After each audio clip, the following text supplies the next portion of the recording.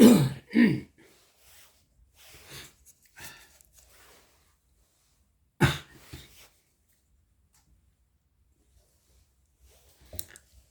커피 한 잔 마시고 시작하겠습니다. 채권법입니다.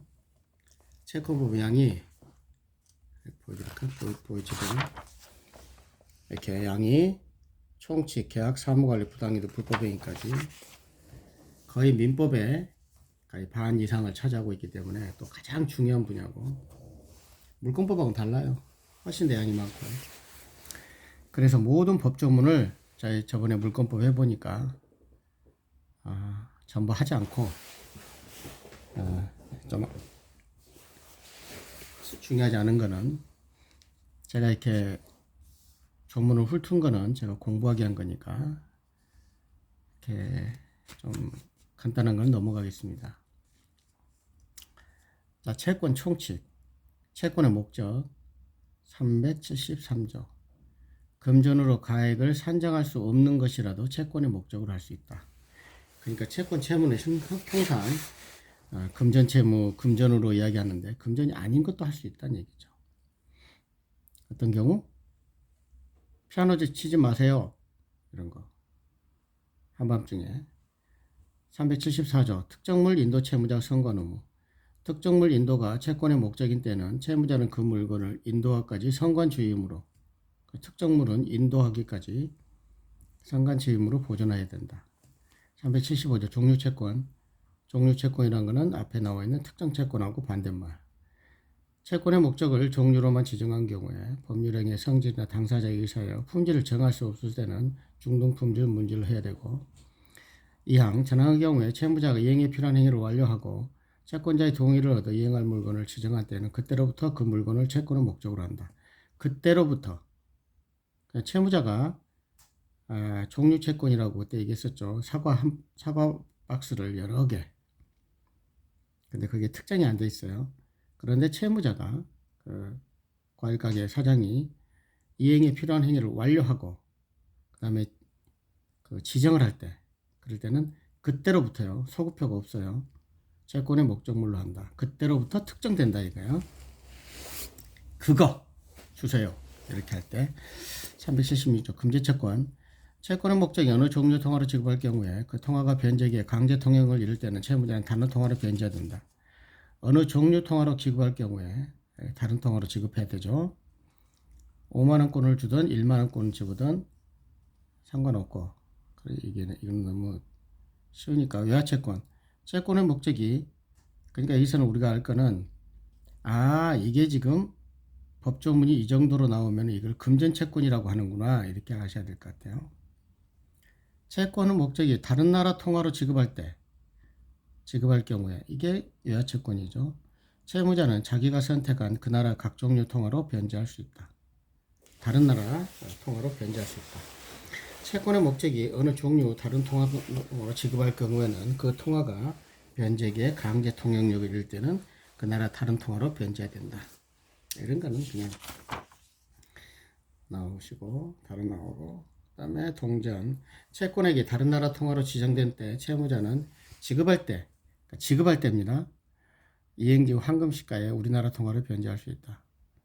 달러로 지급할 때는 지급할 때 현실로 이행할 때 이행지 우리나라의 통화에 그걸 할 수 있다. 법정이율 379조.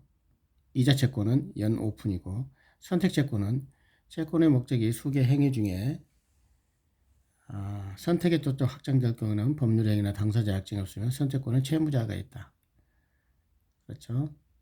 법률의 규정이나 당사자 약정이 없으면 그걸 항상 이럴 때는 가로쳐버리고, 채권의 목적이 수개 행위 중에서 선택할 때, 그때는 채권자가 선택권이 있는 게 아니고 채무자한테 선택권이 있다. 선택권 이전. 그러니까 예를 들면 선택권 기간에 한번 읽어보시면 알 거예요. 잘 들으셔야 되고요. 선택권 행사 기간이 있는 경우에 선택권자, 채무자도 선택권자가, 채무자가 그 기간 내에 선택권을 행사하지 않을 때는 상대방은, 그러니까 선택 기간이 있어요. 언제 말일까지 하라. 그런데 그 기간에 행사하지 않아. 그럼 상대방은 빨리 정하라. 그리고 최고할 수 있고, 그 다음에 그 내용은 아무것도 아닌 내용이에요. 선택권자가 그 기간에 선택하지 않으면 선택권 상대방으로 넘어간다 이 말이에요. 선택권 이전. 그렇지 않겠어요? 채권자로 넘어간다는 얘기예요. 채권자. 행사 기간이 없을 때. 그 다음에 기간이 도래한 후 최고 하에도 기간 선택하지 아니할 때. 그 또 전환과 같다. 상대방으로 넘어간다는 얘기죠. 뭐 이런 얘기고 그 밑에 또 나오는데 채권자로 채무자가 선택하는 경우에 그 선택은 상대방에 대한 의사표시로 한다. 그런 얘기죠. 그러니까 채권자가 선택할 때는 채무자한테 하는 거고 혹은이잖아요. 채무자가 선택할 경우는 채권자한테 한다. 그런 얘기인데 별거 없고 3자 선택권 행사. 제3자가 선택할 때 채권자 채무자가 아니고 제3자가 그 사과박스를 사는데 원래 당사자가 아니고 부인이 한다든가 아들이 한다든가 그럴 때는 그 선택은 채무자 및 채권자에 대한 의사표시를 한다. 둘 다한테 해란 얘기죠. 그 다음에 386개로 넘어갑니다. 선택의 소급표.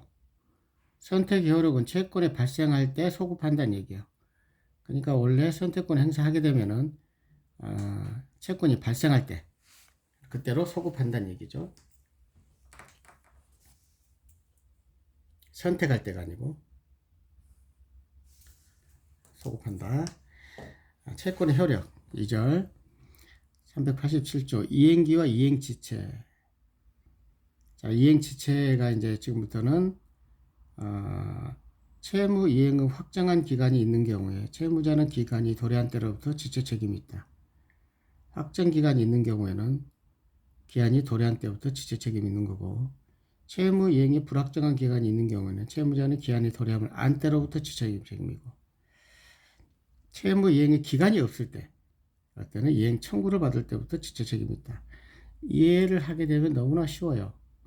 어떤 확정 기간 12월 말까지 지금 1월이니까 이제 1월 말까지 하라 그러면 그때 이 기간이 도래할 때죠. 그 다음에 불확정 기간이에요. 내가 이제 돈이 생기면 줄게. 그럴 때는 어떻게 해야 되겠어요? 안 때. 기간이 도래함으로 안 때. 그 다음에 아예 기간 자체가 없어. 그때는 돈 달라 언제든지 그럴 때죠. 확도 불안 무청 이렇게 저는 외우고 있어요. 388조 기한의 이익의 상실. 채무자는 다음 각효의 기한의 이익을 주장하지 못한다. 원래 기한의 이익은 채무자가 가지고 있죠. 기한의 이익이라는 것은 1월 말일까지는 자기가 언제든지 그때까지는 갚지 않아도 되는 이익. 그걸 기한의 이익이라고 그래요. 채무자한테 있는 건데 그 이익을 상실해버려요. 채무자가 담보를 손상 매실하게 될 때. 그렇죠. 그 물건을 채무자가 담보 제공을 간단히 얘기하면 그런 겁니다. 이거는 어느 물건을 임차인한테 줬어요. 그러면은 원래 채무자는 임차인이죠. 채무자가 그 물건을 되돌려줘야 되죠. 물건을 깨끗하게 그 아파트를 내지는 빌라를 그런데 그 담보를 손상 멸실하게 됐어요. 다 그냥 화재를 한다든가 엉망진창으로 했을 때는 즉시 그 반환해라 이렇게 할 수 있다. 그 다음에 채무자가 담보 적용 의무를 이행하지 않을 때 이럴 때 한단 말이에요. 파산 선고 날 때 이건데 그거는 법조문에 안 나와 있을 거. 자 389조 강제이행. 채무자가 임의로 채무를 이행하지 아니한 때는 채권자는 그렇죠 강제이행하는 거죠. 그 다음에 전항의 채무가 법률 행위를 목적으로 할 때는 의사표시에 가름할 채권. 법률 행위가 크게 보면 의사표시죠. 그거를 목적으로 했대 채무가. 그럴 때는 의사표시에 가름할 재판을 청구할 수 있다. 그리고 그게 자기를 목적으로 할 때는 그 제3자에게 대체 집행을 할 수 있다. 부자기를 목적으로 할 때는 그를 하지 말라 그랬는데 했을 경우는 제거하고 없애버리고 장래에 대해서 적당한 처분할 수 있다. 그게 1, 2 3항이고요. 사항 같은 경우는 전항의 규정은 손해배상 청구에 영향을 미치지 않는다. 강제 이행을 하든 대체 집행을 하든 전부 그 손해배상 청구를 할 수 있다. 그런 얘기고 채무 불이행과 손해배상 390조입니다. 자, 390조가 채무 불이행인가요? 뭐 그다음 불법행위 750조인가 뭐 그게 나오죠. 어쨌든 손해배상 나온다는 거는 불법행위하고 채무 불이행이죠. 채무자가 채무 내용에 조치 이행을 하지 아니한 때는 채권자는 손해배상을 청구할 수 있죠. 그러나 채무자가 고의 과실 없이 이행할 수 없게 된 때는 그러하지 아니한다. 이 말은 요건이죠. 채무 불이행이 있어야 되고, 손해배상 하려면은 채무 불이행이 있어야 되고, 채무자의 고의 과실이 있어야 된다. 고의 과실이 없으면 손해배상 청구를 할 수 못한다. 이행 보조자의 고의 과실 391조. 이행 보조자라는 것은 법정 대리인이나 피용자. 자, 채무자의 법정 대리인이 채무자를 위하여 이행하거나 채무자가 타인을 사용하여 이용하는 경우에는 법정 대리인 또는 피용자, 고의 과실은 채무자의 고의 과실로 본다. 392조 이행 지체 중에 손해배상.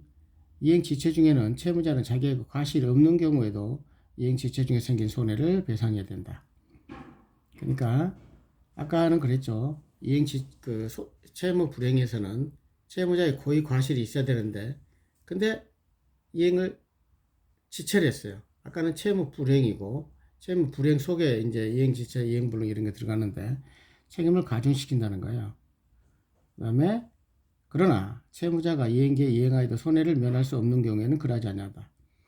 그러니까 채무자가 이행기에 이행하여도 원래가 손해를 났을 것이다. 그랬을 경우에는 손해배상을 하지 않는다. 손해배상의 범위 1항 채무 불이행으로 인한 손해배상은 통상 손해를 그 한도로 한다. 통상 일반적으로 누구든지 생각할 때 그런 통상 손해 한도. 2항 특별한 사정으로 인한 손해는 채무자가 그 사정을 알거나 알 수 있었을 때 하나의 손해배상 책임이 있다.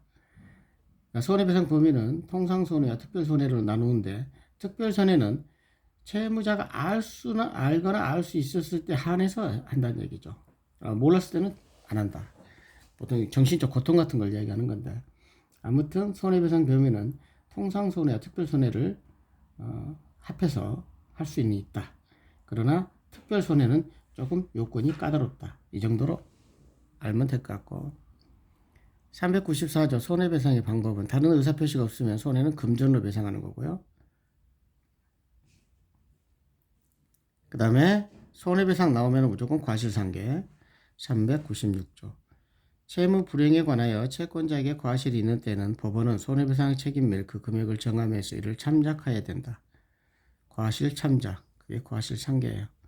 과실상계는 채무 불이행이나 불법행위에 똑같이 있는 거라는 걸 꼭 아셔야 될 거고, 그 다음에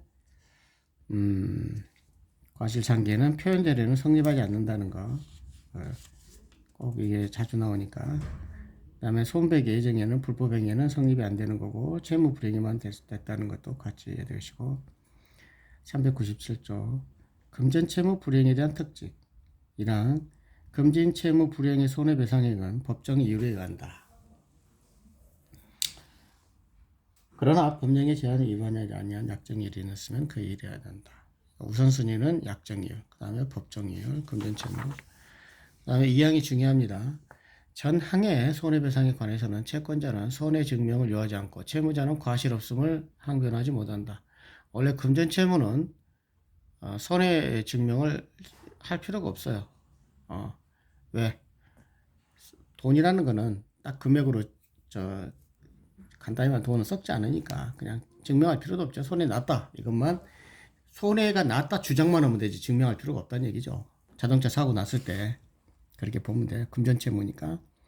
하여튼 금전채무에 대한 것이에요. 특정물이나 이런 채무가 아니고 뭘 갖다 달라 이런 거 아니니까. 채무자는 과실 없음을 항변하지 못한다. 어디 여기가 한번 볼까?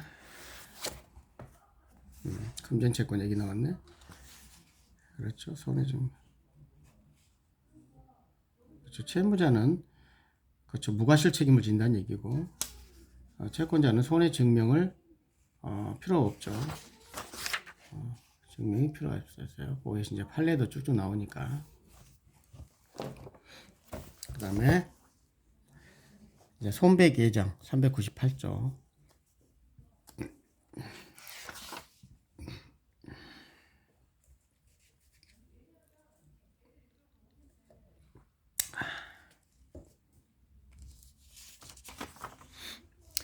손해배상액을 예정할 수가 있겠죠. 이런 경우에는 특약을 하는 거죠. 이런 경우에는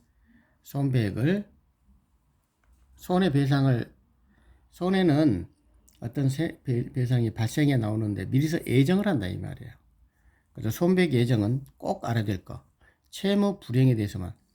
자, 손해배상은 채무 불이행과 불법행위만 있는데 손배기 예정은 아까 말씀했듯이 불법행위를 예정할 수 없죠. 내가 너한테 이게 사고를 칠 텐데 불법행위잖아요. 내가 너를 죽일 텐데, 내가 너를 때릴 텐데, 그거를 얼마 하자 이렇게 예정하면 안 되는 거죠. 그래서 자 398조 1항이 채무 불이행에 관한 손해배상을 예정할 수 있다. 이렇게 조문은 이렇게 나왔어요. 여기에 불법행위란 말이 없으니까 2번 손해배상 예정액이 부당히 과다한 경우에 법에는 감액할 수 있어요. 그러니까 터무니없이 그렇게 많이 하게 되면 법원이 개입한다는 얘기고, 손해배상액의 예정은 이행의 청구나 계약의 해제에 영향을 미치지 않는다. 손배액 예정을 했어요. 했다 하더라도 손해배상액을 금액을 달라할 수도 있는 거고, 청구할 수 있고, 안 주게 되면 계약 해지할 수 있다는 거죠. 그건 상관없이. 사항 위약금의 약정은 손배액 예정으로 추정한다. 원래 계약금은 해약금 추정인데 그 계약서에다가 부동문자가 아닌 밑에다가 특약으로 하나를 더 써요. 그러면 그게 위약금으로 된다는 얘기입니다. 그 얘기가 이 속에 다 들어가 있어요. 당사자가 금전이 아닌 것으로서 손해배상에 충당할 것을 예정할. 금전이 아닌 것도 손해배상 예정으로 할 수 있죠. 간단한 거죠. 네가 이렇게 되면 아파트 내놔 이렇게 할 수 있는 거죠. 너무 과다하면 법행위 감행하는 거고. 손해배상자의 대의. 채권자가 그 가액의 전부를 손해배상, 채무자가 그러니까 이 배상자의 대의야. 손해배상자 누가 그랬어요? 채권자가 손해를 배상했단 말이에요. 자, 그대로 읽어볼게요. 그냥 채권자가 그 채권의 목적인 물건 또는 권리의 가액 전부를 손해배상으로 받은 때에는 채무자는 그 물건 또는 권리에 관하여 당연히 채권자를 대의한다. 누가 대의한다? 채무자가 채권자를 대의한다. 왜?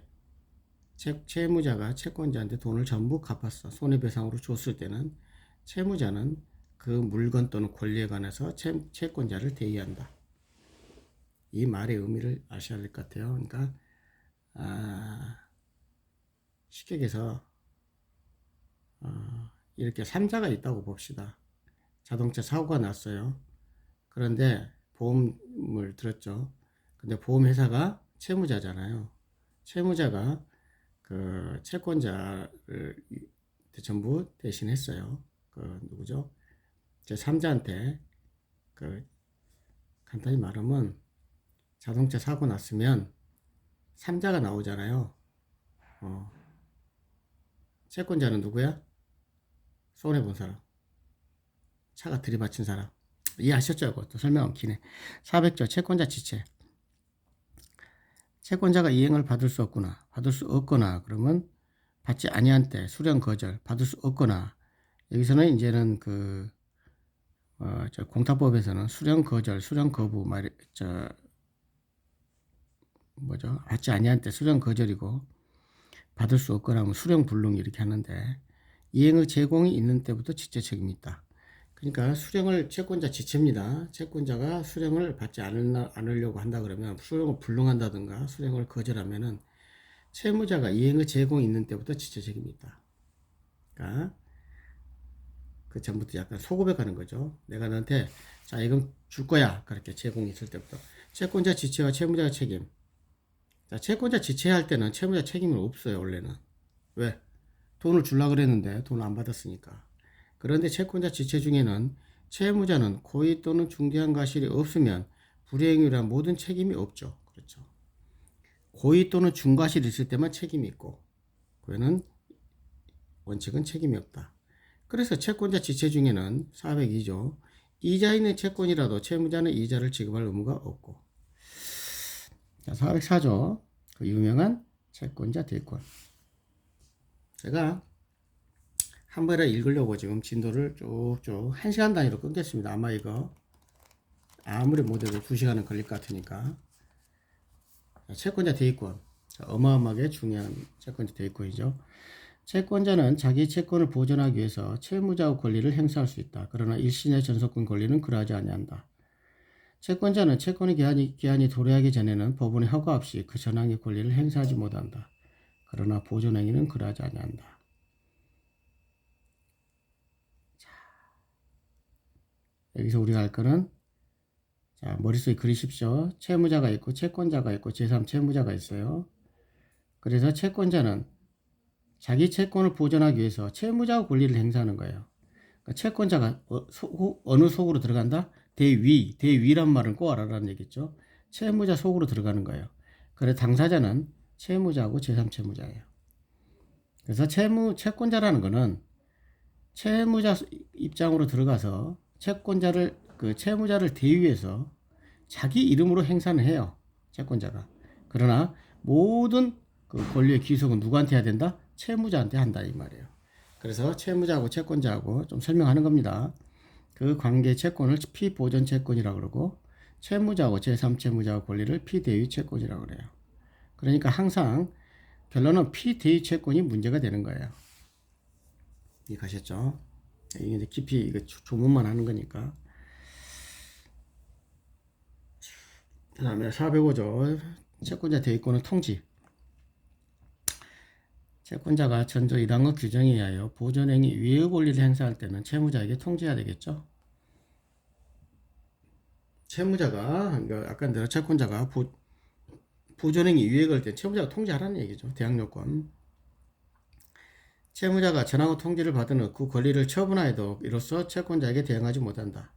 그러니까 채무자가 자 한마디로 말하면 채무자한테 통지를 하라 하고 채권자 대위권을 행사하라는 얘기예요. 통지를 받은 후에는 통지를 했죠. 그러면 채무자는 처분 금지 요구가 있다는 얘기죠. 남한테 처분하지 말라. 왜? 제3 채무자한테 채권자가 청구를 하는 거예요. 그리고 나서 누구한테 돌려달라 그런다? 채무자한테 돌려달라 그런다는 얘기죠. 이것도 제가 조금 한번 볼까요? 잘못 알고 있을 수가 있으니까 워낙 중요한 거니까.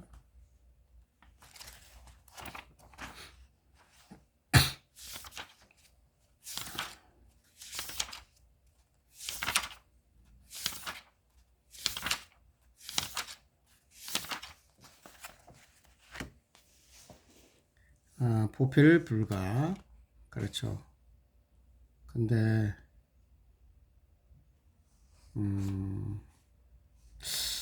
이거는 다 못하겠네요. 왜 그러냐면 이 채권자 대위권, 채권자 취소권만 가지고도 한 서너 시간 해야 될 또 제가 옆으로 빠지겠어요. 그러면 못합니다. 이거지. 여기 교재에 나와 있는데 보필 불가, 피보존 채권이 있어야 되고요. 보존의 필요성이 있어야 되고 이렇게 몇 장씩 넘겨가면서 그다음에 그렇죠. 채무자가 권리를 행사하지 않아야 되고 그다음 피대위 권리가 존재해야 되고 보필 불가 이렇게 외워야 되는데 그다음에 행사는 채권자 자신의 이름으로 행사하는 거고 그다음에 뭐 저희가 방법 및 범위 그다음에 통지 그 통지에는 채무자의 처분권을 제한하는 거고 그다음에 제3채무자나 뭐 효과 모든 거는 채무자한테 귀속된다는 거 이런 게 아주 막 깊이 이것만 가지고도 엄청나게 나오니까 진짜 그러니까 여러분 조문 가지고는 이 정도로 하겠습니다. 지금 끝없이 나오니까 지금 여기에 거의 뭐 채권자 대위권만 갖고도 수십 페이지가 나오니까 설명하면 안 되겠네요. 그냥 제가 한번 조문에 이런 게 있구나. 그러니까 채권자 대위권의 통지는 대항 요건이다. 만약에 채무자가 통지를 받은 후 처분해도 채권자한테는 대항하지 못한다. 처분 금지효가 있다. 아무튼 제가 이야기하지만 저도 이 조문이 작은 장을 씹어야 되는데 워낙 방대하고 하니까 그래서 이렇게 일요일날 틈만 나는 대로 한번 조문이라도 한번 읽어보자. 왜? 조문이 중요하니까. 이거 두 가지가 항상 아련이에요. 조문이 어마어마하게 중요한데 조문만 읽고 있을 시간이 없다. 그래서 이렇게 다른 과목 할 때라도 제가 민법을 하게 되는 거예요. 그 점을 좀 아시고 406조 채권자 취소권. 아까는 채권자는 대위권은 그렇죠. 채권자가 대위, 채무자 속으로 들어가서 채무자의 권리를 행사하는 거예요. 채권자 고유의 권리가 아니고. 그게 채권자 대위권이라는 걸 정확히 아셔야 되고. 채권자 취소권은 뭐냐면 아까 말씀한 대로 채권자가 있고 채무자가 있고 그 다음에 제3채무자가 아니고 수익자가 있어요. 하여튼 채권자 대위권 그러면 제3채무자가 생각이 나야 되고 채권자 취소권 그러면 수익자 전득자예요. 이럴 때는 채무자를 별도로 대위하는 게 아니니까 채무자는 제껴버리는 거예요. 왜?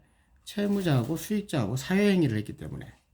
사회행위란 말이 어려우면 사기쳤단 말이에요. 둘이 통모해가지고. 그러니까 채무자도 알고 그 다음에 수익자도 알고서 채권자를 속인 거야. 그러니까 채무자를 제껴버리고 원래 계약 당사자는 채권은 항상 여러분들 생각할 때 채권자하고 채무자하고 당사자예요. 근데 당사자지만 니들이 사기쳤으니까 채권자가 직접 수익자한테. 그래서 채권자 취소권은 채권자하고 수익자의 관계예요. 채무자는 당사자가 아니에요. 채권자 취소권은. 그 점만 알면 다 끝나는 겁니다. 채무자가 1항 채권자를 해함을 알고죠. 알고. 재산권을 목적으로 법률행위를 한 때에는 채권자는 그 취소 및 원상회복을 법원에 청구할 수 있다.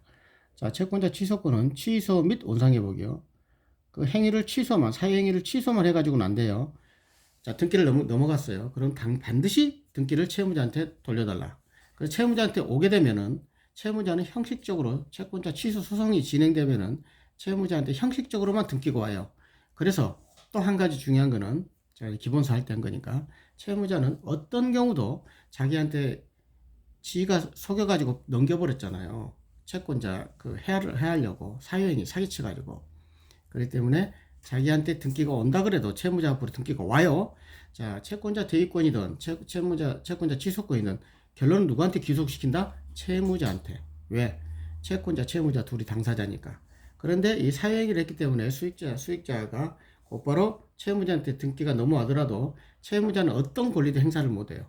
형식적으로만 채무자한테 권리가 등기가 다시 복귀한다는 얘기예요. 원상회복이란 말은. 그래서 취소는 결과적으로는 수단이고 원상회복이 목적이에요. 취소 및 원상회복. 자, 법조문 한번 다시 한번 읽고요. 채무자가 채권자를 해함을 알고 재산권을 목적으로 한 법률행위를 한 때에는 채권자는 그 취소 및 원상회복을 법원에 청구할 수 있다. 그러나 그 행위로 인하여 이익을 받은 자나 전득한 자가 그 행위 또는 전득 당시에 채권자 해함을 알지 못한 경우는 그러하지 아니하다. 알지 못한 경우는 채권자 취소권이 아니다 그랬잖아요. 알지 못한 경우는 그러하지 아니하다. 결론, 채무자하고 이익을 받은 자나 전득한 자가 알았단 말이에요. 둘이 통정했다, 사기쳤다. 그러니까 여러분들 그때 우리가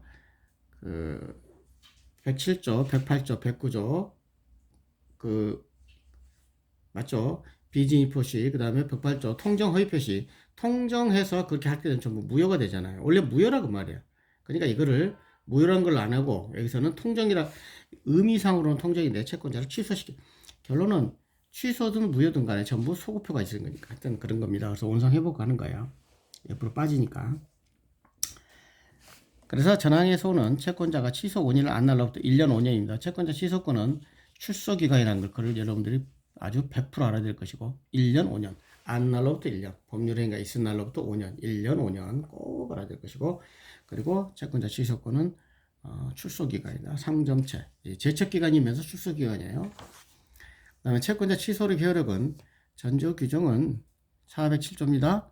취소와 원상회복은 모든 채권자 이익을 위하여 효력이 있다.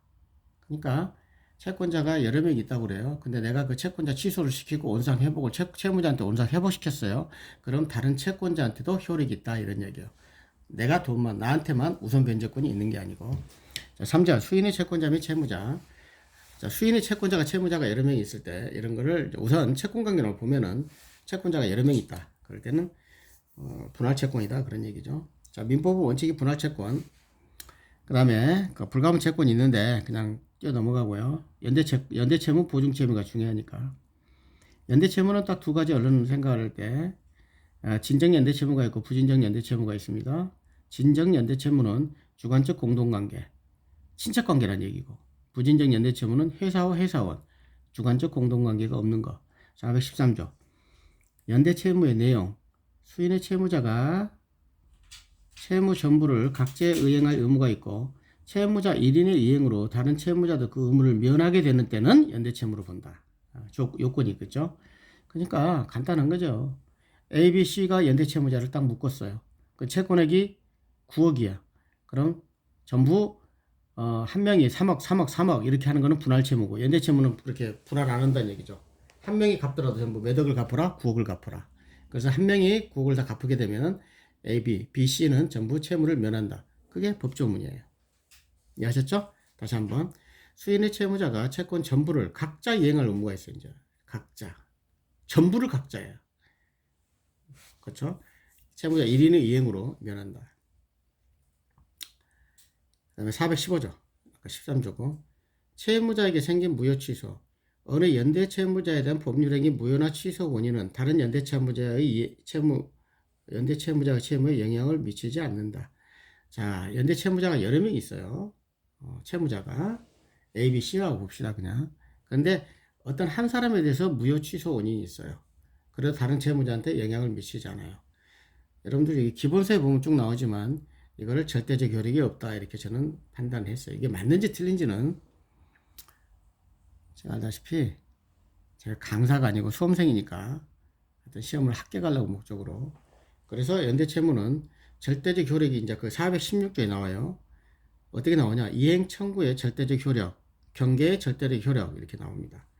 절대적 효력이란 뭐랬어요? 연대 채무자 1인한테 생긴 효력이 다른 옆에 있는 B, C한테 어떤 효력이 있느냐 이런 걸 이야기하는 거예요. 근데 여기서 무효나 취소란 말은 안 나옵니다. 그래서 어느 연대 채무자에 대한 법률 행위의 청구가 그 밑에 보세요. 두 개를 한번 비교해 보십시오. 415조, 16조만 제가 설명을 하겠습니다. 자, 415조 보세요. 어느 연대 채무자에 대한 법률 행위 무효나 취소 원인은 다른 연대 채무자의 채무에 영향을 미치지 아니한다 이렇게 되어 있고 416조 이행 청구입니다. 어느 연대 채무자에 대한 이행 청구는 다른 연대 채무자에도 효력이 있다 그랬잖아요. 그러니까 그냥 무효 취소를 이게 이해하려면은 일단은 저도 굉장히 이게 어렵더라고요. 그러니까 그냥 연대 채무에 자 설명하고 그냥 몇 조문을 그냥 넘어가 버리겠습니다. 시간상 416조 이행 청구의 절대적 효력. 연대 채무의 절대적 효력이라는 것은 한 사람한테 생긴 효력이 다른 연대 채무자에게 절대적으로 효력을 미치는 것. 대변 공개 청지 상면 원소. 대변 공개 청지 상까지는 절대적 효력이고 또 상계는 두 개가 중복되니까 상면 원소는 부담 부분에 대한 절대적 효력. 그래서 절대적 효력은 전부 이겁니다. 대변 공개 청지 상면 원소. 미세하게지만 부진정 연대 첨부는 대변 공상만 절대적 효력이 있어요. 그러니까 이제 청구 경계 조문이 계속 나옵니다. 418조 상계 419조 면제, 혼동, 21조 소멸시효, 채권자 지체 이렇게 나오는 거고 쭉 넘어가 버렸습니다. 그 다음에 425조까지 넘어갑니다. 그러니까 절대적 효력은 뭐다? 대변, 공개, 청지, 상면, 원소 이렇게 외우지 않으면 힘들어요. 출제 채무자의 구상권. 그러니까 출제 채무자는 뭐예요? 채무자, 연대 채무자 중에 하나가 누가 다 갚았어. 그러면 A가 다 갚았으면 B, C한테 구상권 행사할 수 있다. 그 1항만 한번 읽어보겠습니다. 어느 연대 채무자가 변제 기타 자기의 출제로 공동 면책이 된 때에는 다른 연대 채무자의 부담 부분에 대하여 구상권을 행사할 수 있다. 그러니까 9억을 A, B, C가 연대 보증을 했어요. 연대 채무를 갖고 있어요. 근데 A가 전부 9억을 갚았어. 그러면 자기 부담 부분은 3억이었잖아요. 그 다음에 B, C는 3억씩 3억씩. 그래서 다른 연대 채무자 부담 부분 B한테도 3억 내놔라. C한테도 3억씩 내놔라. 이렇게 구상권을 행사할 수 있다. 그 다음에 구상 요건으로서 통지를 해야 된다는 거예요. 통지하지 아니하고 변제할 때는 다른 연대채무랑 변장을 소멸적 연대채무 이전되고 변제하고 통지하지 않고 통지하지 아니하고 변제하거나 변제하고 통지하지 아니하거나 그럴 때는 그럼 통지 안 하면은 생각해 보세요. 이 조항만 그냥 짧게 설명할게요. A, B, C가 있는데 근데 채무자가 A가 채권자한테 변제를 했어요. 그럼 B, C는 변제한지 알아 몰라요? 모르지. 그러면 다시 또 B가 전부 채권자한테 변제를 할 수가 있다 이게 말이야. 그러니까 거기서는 대항할 수 없다는 얘기죠. 알겠죠? B, C, 그 A라는 사람은 채무자는 상환 무자력자 그 부담 부분. 근데 연대 채무자 중 사무 이런 겁니다. 구상권 확장이라고 해야 되는데 상환 자력이 없는 자가 있을 거예요. 그럴 때는 구상권자가 단 자력 있는 채무자가 서로 분담한다는 거고 뭐 그런 자기 넘어가 보증 채무. 일단 좀 빨빨 빼보고요. 워낙 많기 때문에. 자, 보증 채무. 보증은 뭐겠어요? 채권자 채무자가 있고 그 채무자에다가 옆에다가 부정성. 두 가지가 여러분들이 꼭 알아야 될 것 같아요. 보증 채무는 부정성도 있고 독립성도 있다. 독립성이라는 것은 보증계약을 다시 채권자하고 보증인 간에 계약을 하는 거. 그걸 보증 채무라고 그래요. 그런데 결론은 큰 그림을 먼저 설명하는 겁니다. 조문 회전에. 그러나 주채무에 대해서 한정된다. 그렇죠? 보증채무가 주채무보다 더 넘어가 1억이 채권자한테 걸렸는데 보증채무가 2억을 부담할 수는 없다. 그런 얘기죠. 그런 걸 보면 뭐라 그래요? 부정성 내지는 보충성 이렇게 이야기해요. 자, 428조 1항 보증인은 주채무자가 이행하지 않은 채무를 이행할 의무가 있다.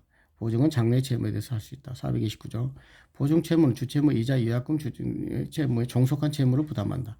그냥 보증채무는 주채무에 대한 주채무도 부담하고 그 이자 위약금 손해배상을 한다. 그런 얘기고 430조 목적 형태상 부종성이다. 그런 말이에요. 부종성은 뭐야? 주채무에 딸려 들어간다. 종속성이 있다. 그런 얘기죠. 430조 보증인의 부담이 주채무 목적이나 형태보다 중한 때는 주채무 한도로 감축하는 거죠. 보증인이 그대로 자 됐고 331조 보증인의 조건 1항 채무자가 보증인을 세울 의무가 있는 경우 그 보증인은 행위능력 변제 자력이 있는 자로 하여야 된다. 2항 보증인이 변제 자력이 없게 된 때는 채권자는 보증인의 변경을 청구할 수 있다. 3항 채권자가 보증인을 지명한 경우는 제2항의 경우를 적용하지 않는다. 이걸 듣고만 아는 사람들은 엄청난 실력자고요. 자, 채무자가 보증인을 자 1항 먼저 짧게 설명합니다. 채무자가 보증 채무가 엄청 중요하기 때문에 채무자가 보증인을 세울 의무가 있는 경우에는 변제 자력이 있어야 될 거 아니에요. 자, 생각해 보세요. 왜 보증인을 세울까를 여러분들 생각해야 돼요. 채권자가 자기가 1억을 채무자한테 받을 게 있어요. 근데 거기다가 이 보증이라는 건 채권이잖아요. 지금 근저당해가지고 공동 담보를 하는 게 아니고 그런데 자기가 갖고 있는 그 사람의 갖고 있는 재산이 5천밖에 안 돼. 자기는 채권이 1억인데 다른 사람 옆에 아버지한테 그 보증 좀 서라 그럴 때 그 채권 담보가 적잖아요. 5천밖에 안 되니까. 그러니까 채무자는 어떻게 되겠어요? 1억을 썼으니까. 자, 이해 갔죠? 저 설명하려면 길어지니까. 짧게 더 설명할까요?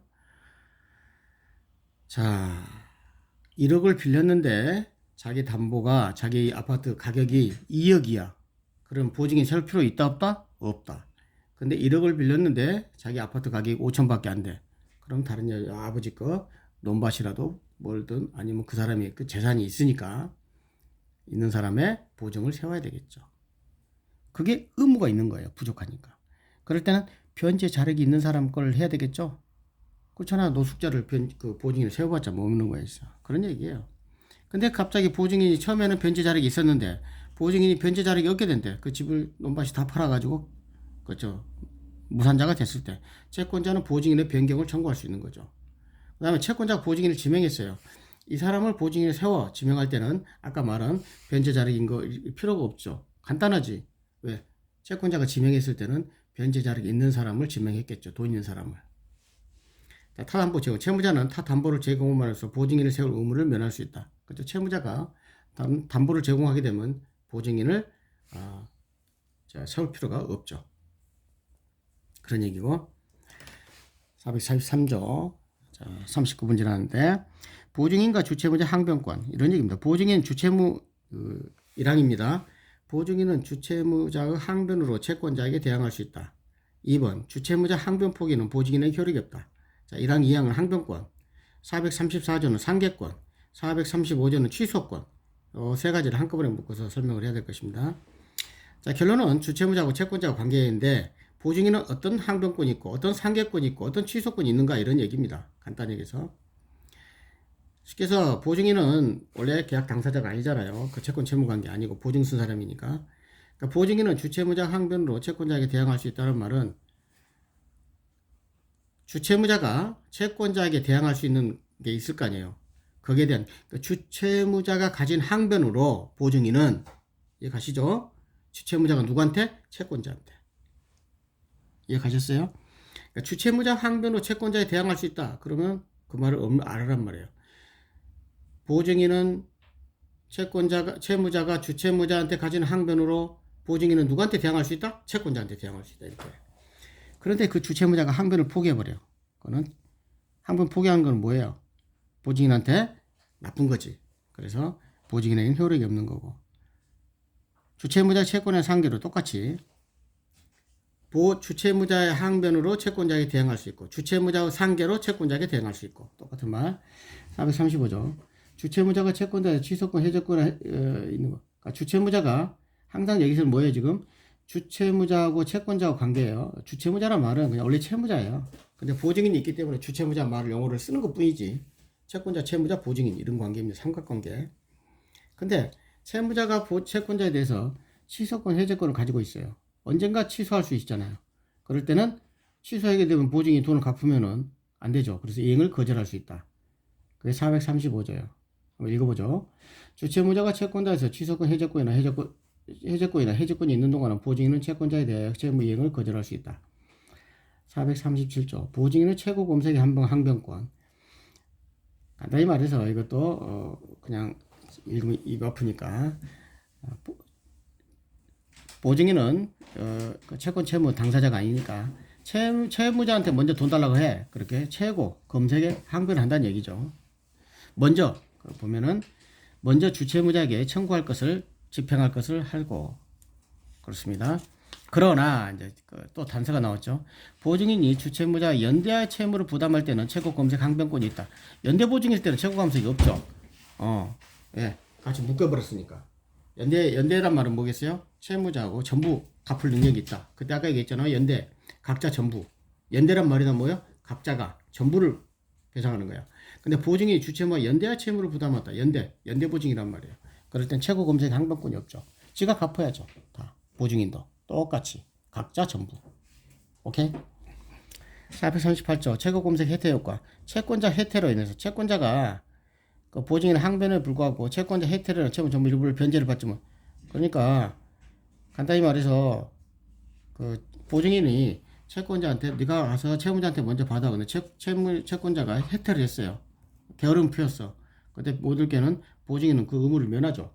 최고 검색 항변권에 대한 그 내용입니다. 이거는 두 개. 그 다음에 공동보증. 아까 말 연대보증은 공동보증의 분별의 이익이라고 말 나오잖아요. 수인의 보증인이 각자의 행위로 보증 채무를 부담한 경우는 408조 규정을 한다. 408조가 뭔가 했더니 분할채권이라는 얘기죠. 그러니까 공동 그러면은 분할채권, 연대 보증 그러려면 연대, 그냥 전부 각자 전부 이런 얘기고. 시효 중단에 대한 보증인의 효력 440조. 주채무자에 대한 시효 중단은 보증인에 대해서 그 효력이 있어요. 있다는 겁니다. 없다는 게 아니고. 시효 중단은 뭐예요? 여러분들 중단 요건 청구, 압류, 가압류, 가처분 내지는 채무자. 청구, 압류, 가압류, 가처분은 채권자가 할 수 있는 거고 승인은 채무자가 승인이죠. 이게 바로 채무 중단 요건이에요. 근데 이렇게 누구누구한테 청구했을 때 그때 보증인한테는 효력이 있다. 보증인한테도 청구하는 효력이 있다. 오케이? 그 시효 중단. 그걸 아십시오. 시효 연장은 알다시피 그 판결에 의해서 시효 연장해 버렸어요.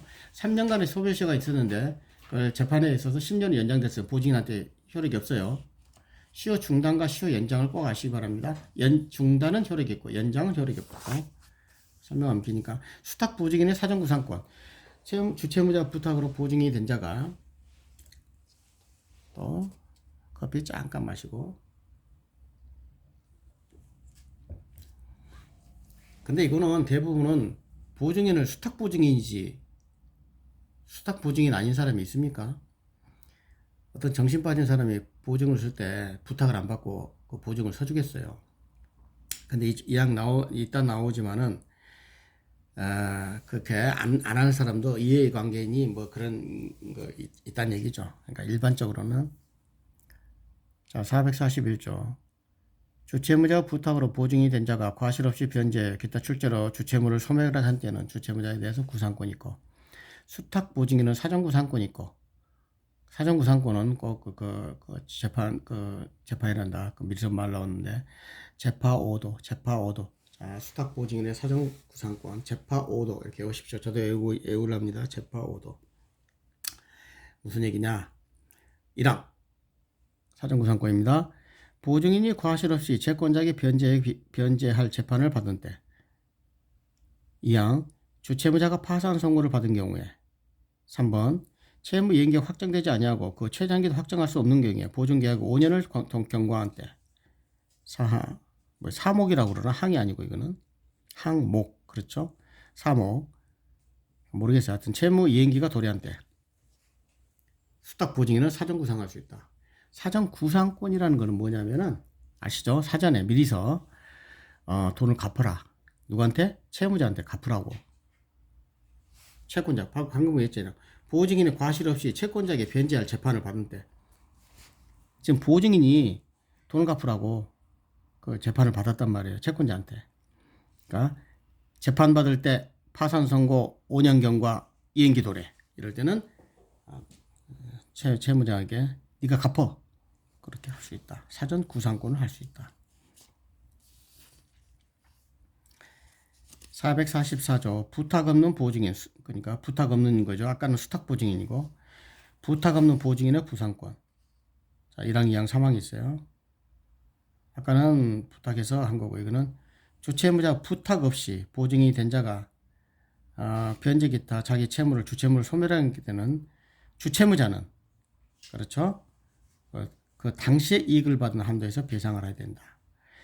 주채무자 의사에 반하여 보증하는 데는 현저히 이익 한도에서 배상해야 된다. 이게 좀 나오고 있고요. 구상 요건으로서 통지 445조 보증인의 통지 보증인이 주채무자가 통지하지 않고 변제할 때 아까도 똑같네요. 그 연대채무와 비슷하네요. 통지하지 않고 변제할 때는 대항할 수 있고 이전되고 변제하고 통지하지 않을 거는 유효를 주장할 수 있고 446조 주채무자가 그 부탁을 보인 통지하지 않은 거 그 주채무자가 이제 아까는 보증인이 통지하지 않은 거고 여기는 주채무자가 통지하지 않은 경우는 보증인은 그 또 선의로 모르고 변제했을 때는 자기 면책행위의 주유를 주장할 수 있다. 이런 똑같은 얘기고 좀 넘어가겠습니다. 자, 일단 1시간권은 끝내야 되니까 자, 4절 449조 채권 양도 자, 채권 양도는 채권자가 제3자에게 양도하는 거고 항상 여러분 여기 채권자 채무자가 있고 3자가 드러나는 거죠. 제3자 양수인이 나타나는 겁니다. 채권의 양도성 1항 채권은 양도할 수 있죠. 그러나 채권의 성질이 허용하지 아니한 때는 그러하지 아니하다. 2항 채권의 당사자가 반대 의사표시를 표명하되 양도하지 못한다. 반대 의사표시를 표시 성질이 양도하지 않거나 다른 의사표시가 있을 때는 양도하지 못한다 이런 얘기고 원칙적으로는 채권 양도를 할 수 있는 거죠.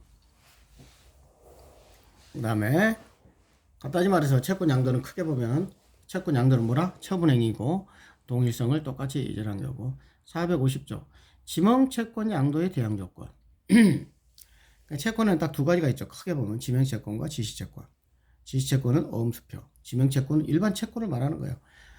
그러니까 지명했잖아. 지명 누구한테? 채권자를 지명해놨어요. 채무자가 돈 줄 사람이 채권 그 계약을 할 때 그걸 지명채권이라고 그래요. 채권자가 지명돼 있다. 특정돼 있다. 그 다음에 지시채권은 채권자가 특정돼 있지 않죠. 그러니까 간단히 말하면은 지명채권은 계약에 의해서 이루어지는 거. 지시채권은 배서에 의해서 이전하는 거. 계약에 의해서 이전하는 거. 이렇게 보시면 돼요. 크게 이걸 알아야 됩니다. 지명채권이 뭔지를. 계약이다. 그 다음에 지시채권은 배서다. 두 가지를 크게 봐서. 그래서 지명채권의 양도 대항요건이라고 그랬잖아요. 채권은 무조건 양도는 아까 나왔잖아요. 누구든지 양도 자유롭게 할 수 있어요. 그러나 내가 너한테만 줄게. 채권자 지명채권이잖아요. 채무자가 너한테만 줄게 하고 채권 채무관계고 채권자를 특정을 했어요. 근데 이 채권을 양도했어요. 그러면 채무자한테 어떻게 하나? 통지나 누가 통제해요? 항상 채권 양도는 양도인이 통제하지. 양도인이 누구예요? 채권자죠. 채권자가 통지를 하거나 그 다음에 채무자의 승낙이 있어야 된다. 양도인의 통지나 채무자의 승낙이 있어야 된다. 이런 얘기죠. 알겠죠? 그래서 양도인이 뭐냐? 채권자예요. 채권자가 통지해야 된다는 얘기죠. 그러면 채무자 기타 제3자는 대응하지 못하고 그 다음에 확정일자 있는 증서, 통지나 승낙은 확정일자 있는 증서에 의하지 않고는 제3자에게 통지한다. 그러니까 확정일자 있는 내용증명 같은 거, 통지. 확정증서는 뭐다? 내용증명. 그러지 않으면은 제3자한테 대응하지 못한다. 아까는 채무자 기타 3자. 누구한테? 그러니까 제3자한테 대항 요건은 뭐다? 확정일자 있는 증서로 해야 된다. 451조. 승낙 통지의 효과. 채무자가 이의를 보류하지 않고 승낙을 한 때에는 양수인에게 대항하지 못한다. 이미 이제 이의 없이 그냥 채무자가 승낙을 해버렸어요. 그러면 양수인에게 대항 못하죠. 그러면 이제 이미 이의를 안 했기 때문에 자 이의 없이 보류하지 않고 승낙을 했으면은 이제 채권은 어디로 넘어갔다? 양수인에게 넘어갔다. 이의를 하게 되면은 안 넘어가는 거죠. 그렇게 하는 거다. 양도인이 양도 통지만 할 때는 채무자는 그 통지를 받은 때까지 양수인에게 대항할 수 있다. 이 말은 통지를 받을 때까지, 이 까지란 말이 나오면 항상 여러분들 민법에서 전로 보면 돼요. 그러니까 통지를 받기 전까지는 누구한테 있어요, 지금? 양도인이 채권자죠. 그래서 양수인에게 대항할 수 있다. 이해가시죠? 이 항 다시 한번 읽어볼까요? 양도인이 양도 통지만을 한 때에는 채무자는 그 통지를 받은 때까지, 받기 전까지 양도인에 대해서 생긴 사유로 양도인에게 대항할 수 있다. 말이 어렵지 뭐. 통지 전까지는 누구한테 있다? 양수인한테 대항할 수 있다는 건 뭐예요? 양수인한테 항변할 수 있다. 지금 너가 채권의 주인이 아니다. 그런 얘기죠. 452조 양도통지와 금반원. 양도인이 채무자에게 채권 양도를 통지한 때는 양도인에게 대항할 수 있다. 그런 얘기죠. 누가? 채무자는. 그러니까 이제는 이제 양도인이 채무자에게 채권 양도를 통지해버렸잖아요. 그럴 때는 아직 양도하지 아니었거나 양도가 무효인격이 되서니 채무자는 양수인에게 대항할 사유로 양도인에게 대항할 수 있다. 그렇죠? 이 말은 뭐냐? 아까는 통지 전까지는 양수인에게 대항할 수 있고 통지해버릴 때는 양도인에게 대항할 수 있고 이해 가십니까? 통지했으면은 일단 통지 내진 승낙 그걸로 보고 이제는 양도인 거 아니다. 그래서 양도인에게 대항할 수 있고 통지 전까지 양수인에게 대항할 수 있고 그러니까 이거는 여러분들이 자꾸 제가 이게 조문을 이게 하는 거는 지금 깊이 들어가려는 게 아니고 조문에 좀 익숙해지자 그런 걸 하니까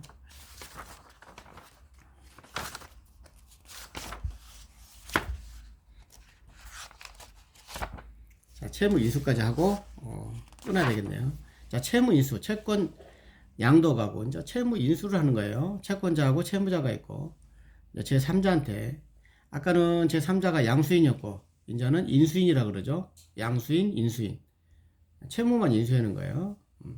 그러니까 간단히 말해서는 아까 채권 양도할 때는 채무자한테 통지하거나 승낙을 해야 되는데 여기서 채무를 인수하게 되면은 이제 채권자한테 이야기해야 되겠죠. 그렇죠. 채권자의 승낙이 있어야 되겠죠. 아까는 뭐가 있었어요? 채무자 승낙이 있었잖아요. 그래서 이해 가십니까?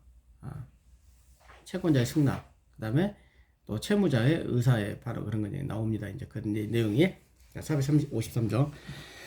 자, 채무 인수를 하는데 채권자와의 계약에 의한 채무 인수가 있고 454조 채무자와 계약에 의한 채무 인수 있어요. 채무를 인수를 하는데 채권자하고 계약을 한단 말이에요. 전부 인수계약을. 자, 1항은 뭐 넘어가고 2항. 이해관계 없는 제3자는 채무자 의사에 반하여 채무를 인수하지 못한다. 그러니까 이해관계 없는 사람은 채무자의 의사에 반해서 자, 항상 얘기지만 여기서 채무 인수에는 어떻게 돼요? 똑같이 인수하게 되면 아까 채권 양도는 채무자가 승낙했느냐, 채권자가 통지했느냐 이런 문제 나오고, 여기서는 채무 인수할 때는 채무자 의사가 어떤 건지, 그 다음에 채권자의 승낙이 있었는 거지. 그 두 가지를 꼭 아시기 바랍니다. 453조는 채무자 의사에 반하여 채무를 인수하지 못한다는 얘기고, 채무자 의사가 물어봐라는 얘기고, 이해관계 없는 3자는. 그러나 채무자하고 계약할 때는, 둘이 할 때는 채무자하고 계약을 했어요. 453년 채권자하고 계약이고, 채무자하고 채무 인수 계약할 때는 도대체 채권자한테 승낙이 있어야 된다는 얘기죠. 왜? 채무자는 아까 순한 사람이라고 그 사람한테 빌려줬는데, 그 다음에 채무를 인수한 사람이 조폭이야. 돈 못 받겠죠. 그러니까 채권자 승낙을 얻어야 돼요. 거의 대부분 채무 인수할 때는 대체적으로 승낙을 안 해줄 확률이 대단히 많죠. 그리고 채권자 승낙 거절의 상대방은 채무자나 제3자, 채권자 승낙은 둘 중에 하나. 채무자한테 해도 되고, 누구한테? 제3자한테 해도 되고. 승낙 여부 최고. 이게 455조 1항 전제후 경우에 제3자나 채무자는 상당한 기간을 전에 승낙 여부 확답을 채권자에게 che고할 수 있다. 채권자가 그 기간 내에 확답을 발송하지 아니할 때는 거절. 당연히 거절이 더 많으니까. 그러니까 여기서 여러분들이 그냥 외우려고 하지 말고, 채무 인수는 대부분의 채권자가 거절한다 얘기예요. 나 같아도 거절하겠죠. 그러니까 발송하지 아니할 때, 가만히 입 다물고 있을 때, 그럴 때는 거절한 것으로 보라는 얘기죠. 채무 인수의 처리 변경, 채권자 승낙이 있기 전까지는 처리하고 변경할 수 있고, 채무 인수의 소급여, 채권자는 채무 인수 승낙은 다른 의미로 채무를 인수한 때 소급의 유익입니다. 이 말은 뭔 말이냐면, 채권자가 승낙했고, 자, 채무 인수는 채권자하고 채무하고 계약은 예를 들면 1월, 오늘이 며칠이죠? 2일 날 했어요. 3일인가? 3일이야, 3일. 1월 3일 날 채권했는데, 승낙은 예를 들면 1월 10일 날 했어요. 그럴 때는 언제? 채권자가 1월 10일 날 승낙했어도 인수한 때 소급해서 효력이 있다. 1월 3일부터 효력이 있다. 그런 얘기죠. 인수 소급표. 인수인은 전 채무자가 항변할 상의로 채권자에게 대행할 수 있다.